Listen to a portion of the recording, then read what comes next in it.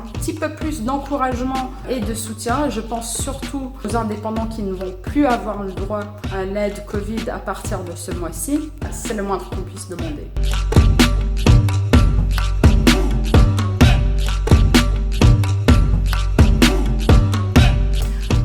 Je m'appelle Anna, je suis traductrice interprète depuis 7 ans. Le Covid a eu un relativement grand impact sur mes affaires dans la mesure où il y a eu plusieurs milliers d'euros de chiffre d'affaires qui n'ont pas été facturés au mois d'avril et au mois de mai. Les choses commencent à bien reprendre, surtout parce que j'ai commencé à diversifier mon activité. Donc quelque part, le confinement a été une bonne chose à ce niveau-là.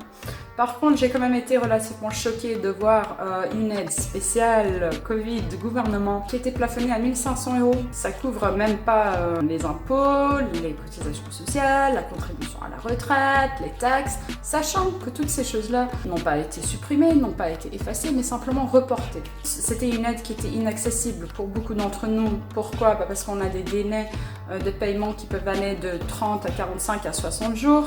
Or, l'aide était octroyée sur la base du chiffre d'affaires encaissé et non facturé.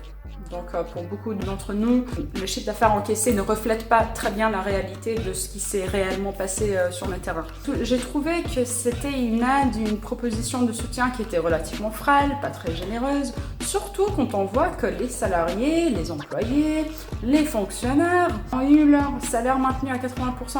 Pas très juste, hein. On parle beaucoup de la notion de solidarité. Pour moi, ce que j'ai pu constater, c'est que cette solidarité est bel et bien à sens unique. Et je pense que ça, c'est quelque chose qui doit vraiment changer. Parce que je pense que c'est pas normal de sortir des milliers d'euros tous les mois pour solidarité et compagnie, et qu'en retour, nous ne sommes pas aidés à hauteur de nos vraies charges et de nos vraies dépenses. Faut pas oublier qu'en fait, ce qui nous a empêchés de travailler n'était pas le Covid en soi, mais vraiment une mesure du gouvernement, le confinement. Pourquoi est-ce que vous devez aider les indépendants ? Premièrement, pour vous instaurer une mesure, donc le confinement, vous devez prendre vos responsabilités en charge, c'est-à-dire nous aider un peu. Deuxièmement, je pense juste dans l'aspect un peu conceptuel de la chose, on va de plus en plus potentiellement vers un avenir où de plus en plus de gens vont se mettre à leur compte. Donc il va falloir quand même un peu revoir le système de qui est aidé et comment, et de peut-être alléger les charges sur les indépendants ou aider. À vous de voir ce que vous préférez. Parce qu'il va falloir donner une raison, une motivation aux gens. Si vous voulez dynamiser l'économie du pays, si vous voulez avoir une France et renvoyer une image d'une France qui est active, qui est tournée vers l'avenir, qui soutient les entrepreneurs, c'est bien de dire ça et de lancer des campagnes, etc. Mais il faut le faire derrière. Et franchement, je pense que le confinement, pour pas mal de gens, ça a donné envie presque, hein.